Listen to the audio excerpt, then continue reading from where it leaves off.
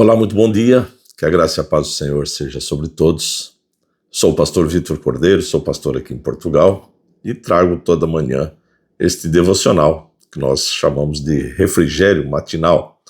A ideia é trazer aqui uma palavra de esperança, uma palavra de conforto, uma palavra de vida para cada um, para que tenham um dia mais confortável no Senhor, que possamos ter esta esperança. Bom, hoje eu gostava de partilhar com cada um de vocês uma passagem que está no livro de João, que, digamos, é quase que uma complementação do que falamos ontem, quando apresentamos ali a questão do Vale dos Ossos Secos. Se você não ouviu, vá lá ouvir, que demonstra a situação em que a humanidade vive, né? Vale, eram muitos ossos ali, havia muitos cadáveres, né? Muitos ossos naquele lugar, denotando a situação de um povo, mas também denotando a situação de toda a humanidade que está longe de Deus, que se encontra de uma maneira alienada de Deus, né? Não querem saber de Deus. E então Jesus, dentro dessa situação, ele fala em João, capítulo 10, versículo 10, no final ele diz assim: eu vim para que tenham vida. Eu vim para que tenha vida e tenham abundantemente, tenham plenamente. Ou seja, Jesus veio para nos trazer algo que nós não tínhamos.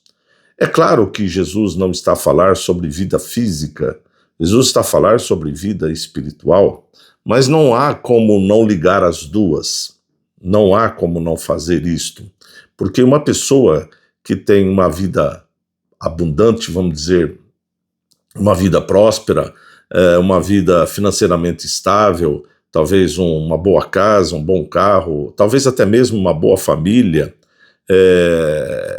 que tem uma boa saúde. Quando nós olhamos para essa situação numa pessoa, nós pensamos que ali está literalmente alguém que é abençoado, porque tem todas essas coisas.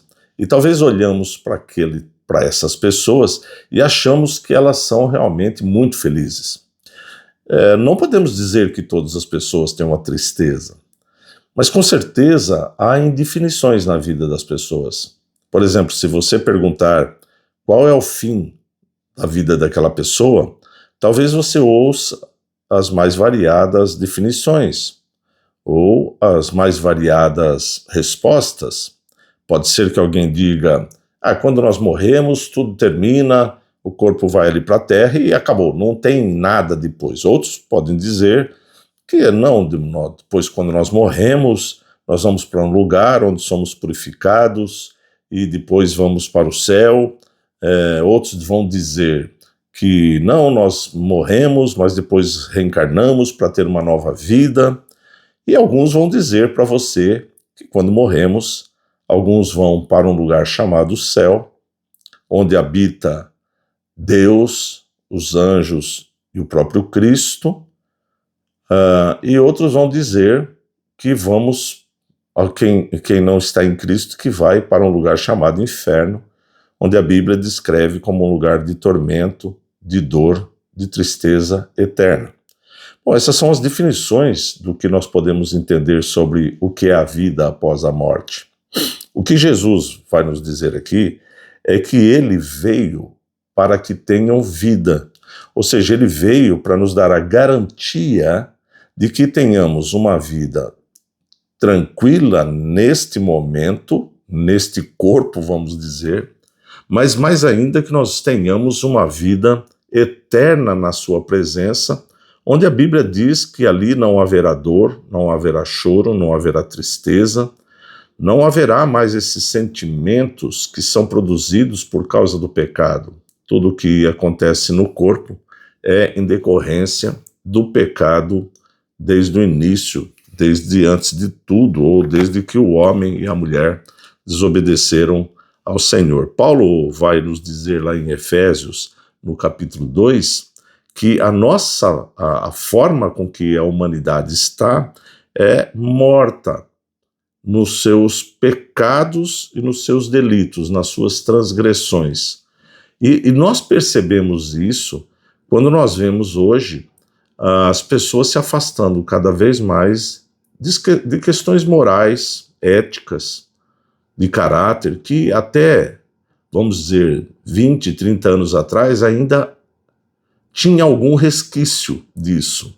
O que nós vemos hoje é as pessoas literalmente ignorando a presença de Deus e afrontando, inclusive. Paulo vai dizer que Deus, que é rico em misericórdia, ele demonstra o grande amor com que nos amou quando deu-nos vida em Cristo. Quando deu-nos vida em Cristo, quando ainda estávamos mortos. Ou seja, no seu grande amor, Deus enviou o seu Filho para que nos trouxesse vida, e Cristo nos traz vida na sua morte. Sim, é na morte de Cristo ali naquela cruz que ele nos concede vida, porque a vida é literalmente quando nós compreendemos a situação de pecado em que vivemos.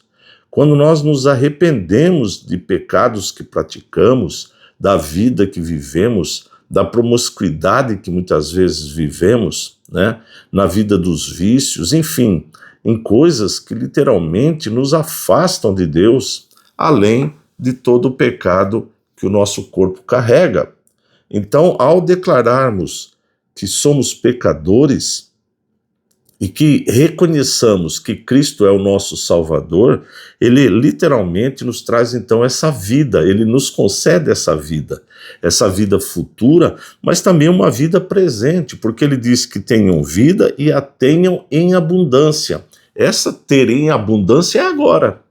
É agora.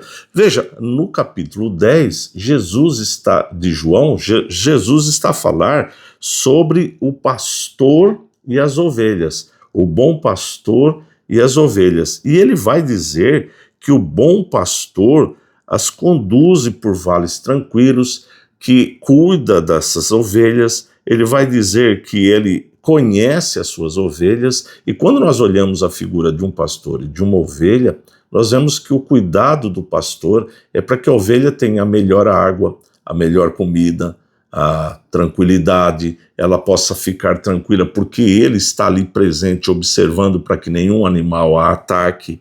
Então, quando nós vemos Jesus dizendo que tenham vida plenamente, ele está a dizer sobre uma vida em que nós olhamos para uma ovelha e vemos a ovelha bem nutrida, nós vemos a ovelha satisfeita, nós vemos a ovelha segura, nós vemos a ovelha ali desenvolvendo-se, ou seja, nós vemos uma vida saudável.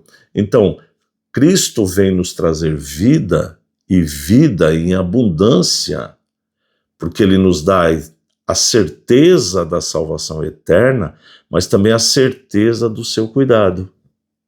Olha que maravilha!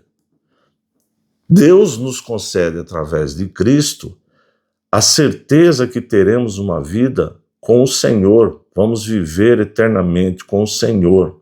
Vamos ter uma vida onde a Bíblia diz, como eu já falei há pouco, onde não há mais dor, porque dor, tristeza, essas características são decorrentes do pecado que habita em nós.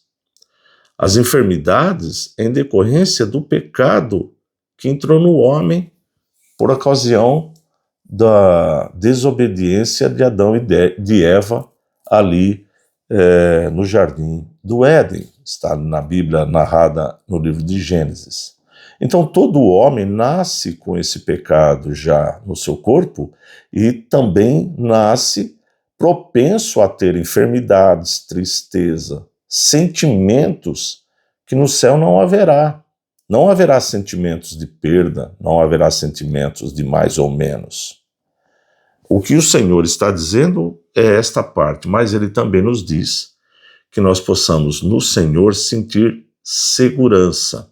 A ovelha, quando está ali a comer, ela não está preocupada se algum animal vai vir atacá-la, porque ela tem confiança plena naquele pastor que está ali a cuidar dela.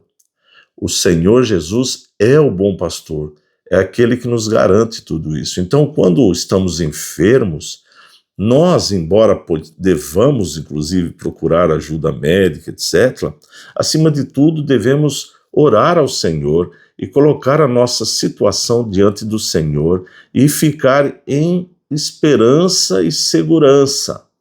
Ficarmos numa vida no sentido de seguros no Senhor. Quando estamos a atravessar momentos de crise, devemos buscar no Senhor que nos concede vida em abundância. É isso que nós devemos fazer. Ou seja, todas as situações que nós vivemos são decorrentes de uma causa maior, mas que tem no Senhor a resposta. O que eu quero então transmitir hoje para você que está a me ouvir ou vai ouvir, é que você possa confiar plenamente no Senhor, que pode lhe conceder vida neste presente momento, mas também vida eterna no futuro, no pós-morte. Esta é a segurança que nós temos no Senhor. Esta é a vida que Jesus veio para nos trazer e que Ele quer entregar a você essa vida. O que você tem que fazer é literalmente reconhecer o seu estado e aprender a buscar no Senhor. Se você que está me ouvindo, você está passando por uma enfermidade, por algum motivo de tristeza, ore, fale com o Senhor. Orar é falar, orar é conversar com Deus, orar é colocar nossa vida diante de Deus, é sentarmos, ou ajoelharmos, ou ficar em pé do jeito que você se sentir melhor e falar com o Senhor. Senhor, olha a minha situação, olha o que estou a atravessar, olha o que eu estou a passar. E confiante no Senhor, pedir que Ele possa vir lhe conceder vida. E assim em todas as outras situações, quer o seu relacionamento esteja prejudicado, quer esteja com algum problema no seu lar, quer você esteja com problema no trabalho, enfim, em todas as situações, nós devemos aprender a levar ao Senhor, porque Ele pode nos conceder vida e abundância. Que Deus o abençoe. Quero lhe pedir, como faço eventualmente, quase sempre, que você compartilhe com outras pessoas. Compartilhe. Eu tenho plena convicção de que há tantas pessoas a sofrer e que muitas vezes a palavra de Deus é o melhor remédio que ela tem. Então, ofereça esse remédio através desta palavra, através desse devocional. Compartilhe com seus colegas, com seus familiares, compartilhe nas suas redes sociais, mas também não esqueça de deixar o teu gosto. E se você ainda não é inscrito, inscreva-se e nos ajude a atingir a nossa primeira meta de 1000 inscritos. Deus abençoe e, se Deus permitir, Deus soberano, amanhã estaremos novamente aqui para mais um dia trazer este devocional aos vossos corações. Até lá.